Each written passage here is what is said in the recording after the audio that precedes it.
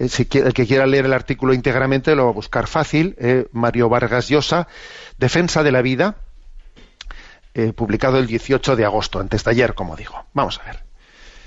Bueno, comienza el artículo pues describiendo lo que ha acontecido en ese debate profundo que ha habido en la sociedad argentina, que finalmente en el Senado se ha rechazado la legalización del aborto con 38 votos contra 31. En un primer momento la Cámara de Diputados lo había aprobado, finalmente ha sido rechazado.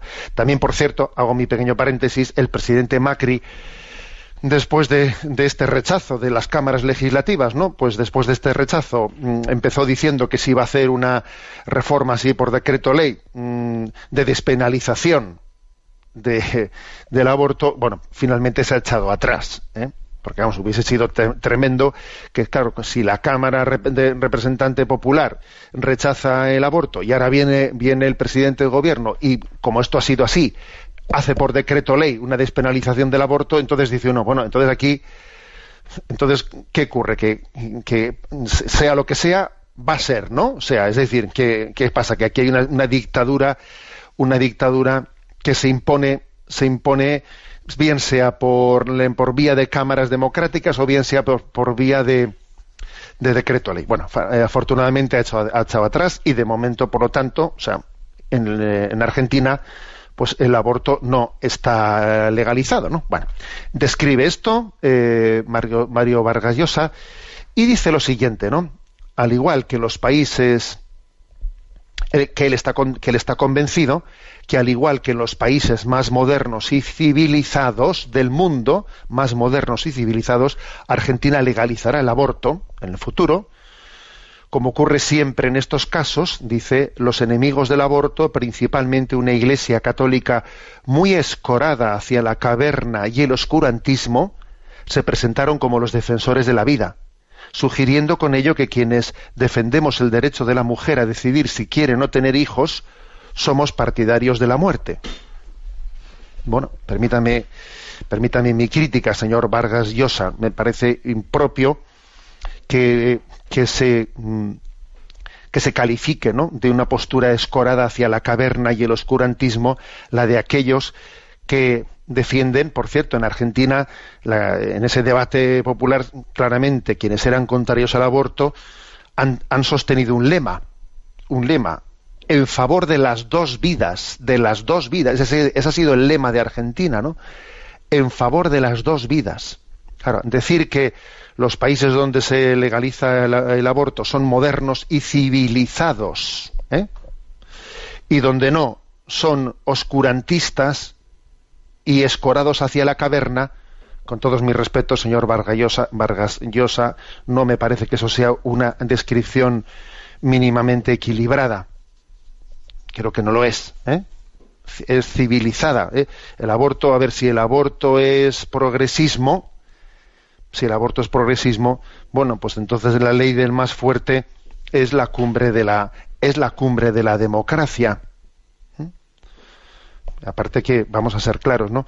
Decir que, sugiriendo que quienes defendemos el derecho de la mujer a decidir o no si quiere o no tener hijos, a ver, eso de el derecho de la mujer a decidir si quiere o no quiere tener hijos, a ver, el hijo ya lo tiene.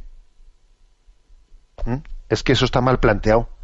El hijo ya está ahí. Ahora la decisión no es si quiero o no tener hijos, es que el hijo ya lo tengo. La diferencia, aquí lo que está ahora en juego es si nace vivo o va a salir muerto. Pero claro, es plantear equivocadamente la cuestión. Me parece desequilibrado que un artículo que pretende, escorado totalmente, ¿no?, que un artículo que pretende ser equilibrado comience diciendo pues que el aborto es propio de países civilizados y que es oscurantista el luchar contra él.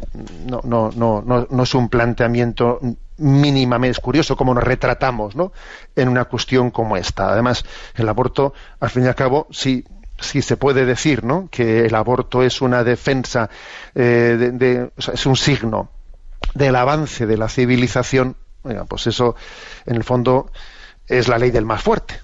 No creo que eso sea un signo de avance, ni mucho menos. Bueno, continúa su artículo. Defender el aborto en los 3 primeros meses de la gestación es elegir un mal menor, reconociendo, por supuesto, que se trata de una decisión difícil y dolorosa, generalmente adoptada por unas condiciones de vida paupérrimas. Bueno, vamos a ver. 2 o 3 consideraciones. Un mal menor, un mal menor podría ser el que alguien diga no estoy en situación y en condición de poder educar a este hijo, y un mal menor podría ser darlo en adopción. Pero matarle al hijo no es nunca un mal menor, eso es un mal mayor. A ver, un mal menor, ¿cómo va a ser un mal menor acabar con la vida de ese niño concebido y todavía no nacido? ¿Mal menor? No, eso no es un mal menor. Entonces, ¿cuál es el mal mayor? Es que si eso es un mal menor, el mayor, ¿qué será? Pues acabar con todos los que habitan en el edificio, ¿no? O sea, obviamente que ¿cómo no utilizamos palabras sin ser conscientes de lo que estamos diciendo? No es posible que acabar con la vida de un niño sea un mal menor. Eso es un mal mayor. Darlo en adopción puede ser un mal menor. En segundo lugar, cuando Vargas Llosa en su artículo, que lo hace 2 o 3 veces, se refiere a que defender el aborto en los 3 primeros meses, a ver, señor Vargas Llosa, decir que sea en los 3 primeros meses o en los 4 primeros meses, ¿dónde está la línea divisoria entre lo aceptable y lo no aceptable? ¿Es que acaso hay algún argumento de tipo médico-científico que pueda argumentarse para decir que es éticamente aceptable o no aceptable un aborto una semana antes, una semana más tarde? Es científico, ¿no? Esa especie de supuesta frontera de los 3 meses, que me parece a mí que es formulada pues desde un punto de vista de una pretensión inviable de tranquilizar la conciencia, como si dijésemos que antes no existía vida antes de los 3 meses, pero es absurdo. Desde un punto de vista científico, médico, todos los datos médico-científicos hacen referencia a que la vida no comienza en el mes 3, sino en el momento de la concepción. Bueno, ese es un punto clave, ¿no? Hacer referencia, como hace él también, de que el aborto se adopta por unas condiciones de vida paupérrimas, pues a ver, en primer lugar, que no es cierto, no es cierto, que las clases sociales ricas también abortan. O sea, no es cierto que sea por razones paupérrimas. En algunas ocasiones puede serlo, pero claro, decir que como hay un problema, o sea, estamos en una sociedad que no tiene niños y algunos no tienen no tienen medios económicos para poder atenderlos, y entonces cuando existe ese embarazo, bueno, pues como no tiene medios médicos, pues que tenga derecho a acabar con la vida de ese niño. Pero bueno, ¿qué solución es esa? ¿Qué solución es esa? ¿Y no es más normal acabar con la pobreza? La pobreza es la justificación para que el niño no nazca. Entonces, ¿con quién acabamos? ¿Con el niño o con la pobreza? Digo yo que lo lógico es que una sociedad que encima tiene esta gran necesidad de natalidad ponga todos sus medios en asistencia de esa vida, ¿no? Es una reacción absurda,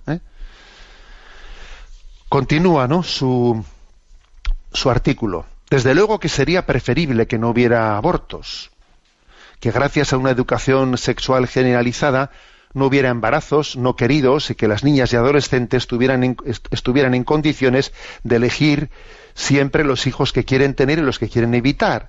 Pero una de las grandes paradojas es que quienes se oponen al aborto son también los adversarios más enconados de que los adolescentes reciban aquella formación sexual que les permitiría tener solo los hijos que quieren tener. Este es el argumento de Vargas Llosa, Y desde luego es obvio, señor Vargas Llosa, que a tenor de lo que dice este párrafo que acabo de leer, por educación sexual entendemos cosas distintas. Usted da toda la impresión, por lo que aquí ha dicho, que por educación sexual entiende exclusivamente la enseñanza de métodos anticonceptivos. Claro, que todos esos métodos anticonceptivos tienen un grado de margen de error notable, y claro, y luego al final el aborto se acaba planteando como el último método anticonceptivo, que de anticonceptivo no tiene nada, claro. Pero es que la educación sexual no es estar enseñando métodos anticonceptivos, es algo muchísimo más profundo, ¿no? Decía Chesterton, y cito a Chesterton porque, bueno, pues por el hecho de que sea un gran literato, Chesterton decía que el verdadero control de la natalidad se llama control de uno mismo, control de la propia voluntad, control de el sentido de la existencia. O sea, ser conscientes de que la sexualidad tiene una finalidad y tiene un sentido, y la verdadera educación sexual es la que enseña el sentido de la sexualidad, el sentido de entregar la vida al servicio del amor. Eso es lo que verdaderamente, ¿no?, permite, o sea, se le puede llamar educación sexual. Y por cierto, no creo que los jóvenes que se queden, los adolescentes se queden embarazados, sea porque, claro, pues como están bajo el paraguas de una educación católica. No, mire usted, vamos a ser claros. Entonces es consciente de que los jóvenes o los adolescentes que pueden tener embarazos, desde luego no creo que sea porque han estado en su educación mayoritariamente, no. Pues porque obviamente es que al final la sexualidad tiene la finalidad que tiene. Y la finalidad que tiene es también la transmisión de la vida. Y claro, por mucho que se les enseñe a unos adolescentes a utilizar métodos anticonceptivos, es que es muy difícil ponerle puertas al campo, al viento. Y al final, como he dicho antes, se acaba presentando pues el aborto como un último método anticonceptivo. Bueno, continúo adelante, ¿no? Dice Vargas Llosa, ¿no? Votar en contra del aborto no garantiza en absoluto que éste vaya a desaparecer, ¿no? La prohibición no impide que las mujeres que puedan costearse un aborto seguro lo tengan en su propio país o en el extranjero, con la discreción necesaria y en condiciones y en óptimas condiciones. En tanto que las mujeres pobres o las más modestas en ingresos deben acudir a menudo a falsos médicos o a aborteras improvisadas donde las pacientes se juegan la vida corriendo el riesgo de desangrarse o contrayendo infecciones que ponen en riesgo su vida. Aunque las estadísticas, dice, son poco fiables, el número de abortos clandestinos en Argentina oscilaría entre 350.000 a 450.000 abortos clandestinos al año, dice Vargas Llosa, ¿no? Sorprendente, ¿no?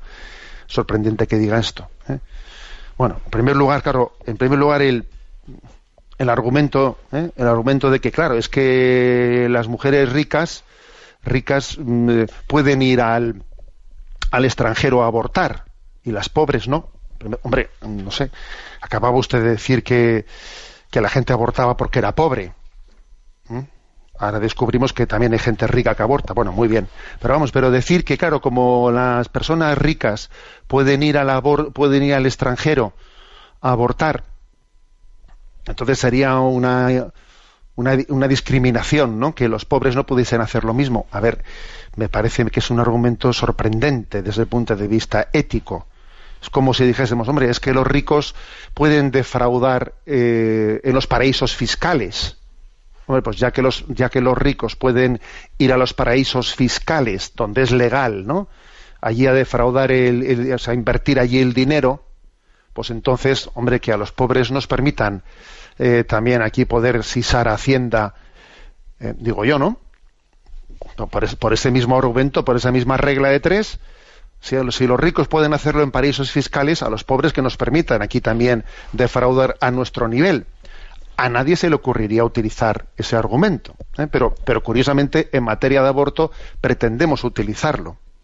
Y se utilizan, es muy curioso esto, que se utilizan argumentos partiendo de datos, de supuestos datos de abortos clandestinos que que no son creíbles, ¿no?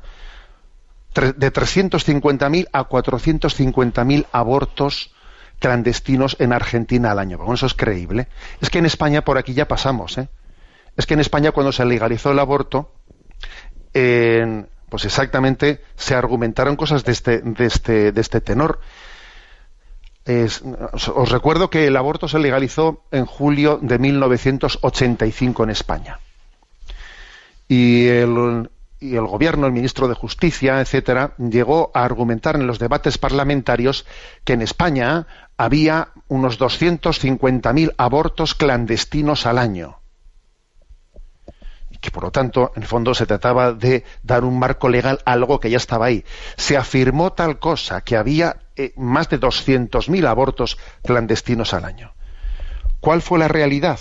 La realidad fue que en el primer año de la despenalización del aborto en España hubo 467, repito, 467 abortos después de que se hubiese legalizado, cuando decían que había 200.000 clandestinos. Y luego año tras año fue subiendo hasta los 112.000 que se llegó en un momento determinado.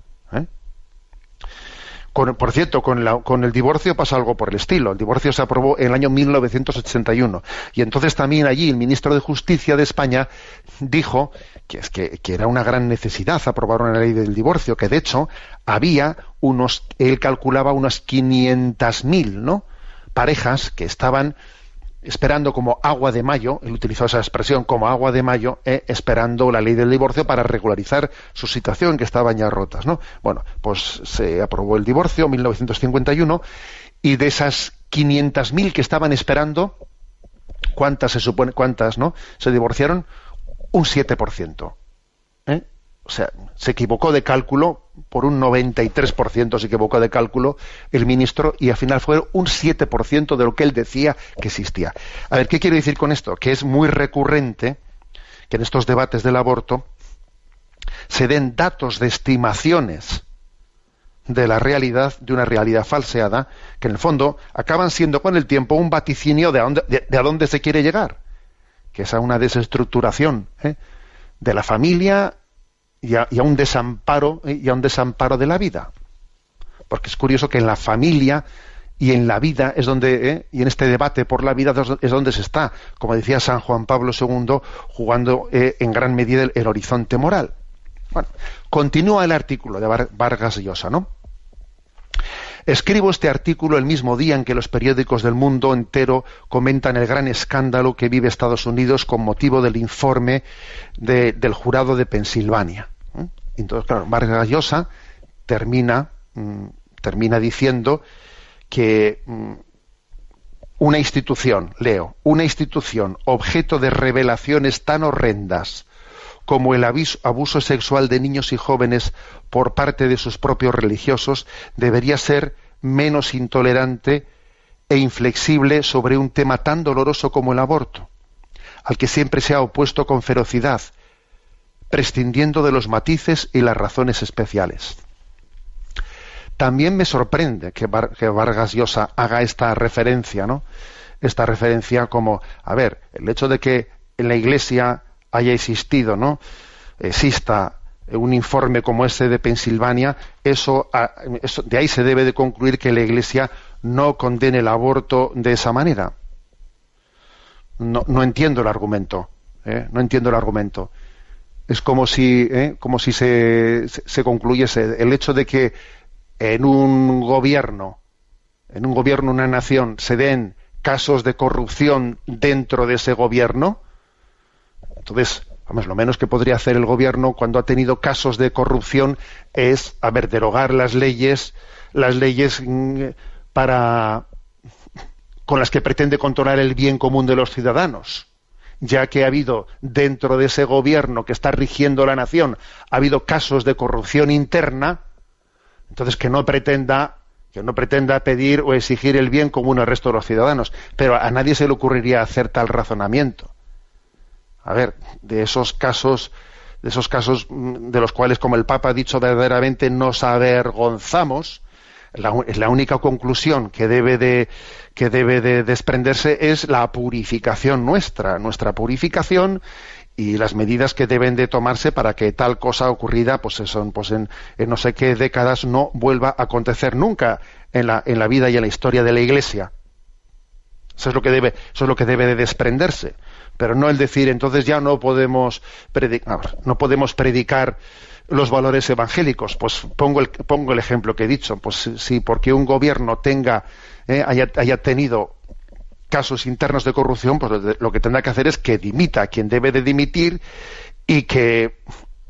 o si tiene que cambiar el gobierno, que cambie el gobierno, lo que tenga que ocurrir en un gobierno en el que ha quedado patente que existen casos internos de corrupción, pero no puede dimitir de buscar el bien de la sociedad porque haya tenido esas contradicciones interiores. Es curioso porque Garrigou Lagrange, ¿no?, pues un gran teólogo dominico, decía él, a propósito de este conjugar, porque en la Iglesia, fijaros bien, en la Iglesia se conjuga pues esa frase de Jesús, ¿no?, de ser intolerante con el pecado y ser paciente con el pecador. Entonces, Garrigou Lagrange traducía esto de la siguiente manera, ¿no?, que perfectamente se puede referir al aborto. La Iglesia es intolerante en los principios porque cree, pero es tolerante con las personas porque ama.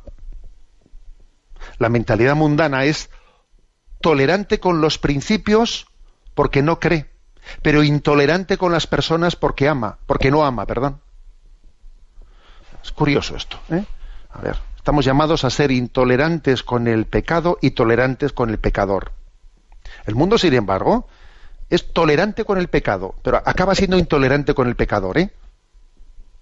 Repito la frase de Garrigou Lagrange, que creo que es verdaderamente luminosa, ¿eh? La Iglesia es intolerante en los principios porque cree, pero es tolerante con las personas porque ama. La mentalidad mundana, sin embargo, es tolerante con los principios porque no cree, pero es intolerante con las personas porque no ama. Entonces, creo que esta es la respuesta más proporcional a este artículo de Vargas Llosa, ¿no?, de defensa de la vida. Pues sí, lo pregunta, obviamente el título del artículo tiene un punto de ironía, ¿no? ¿Defensa de la vida? Pues sí, defensa de la vida, obviamente, ¿no? La vida es sagrada y debe de ser defendida.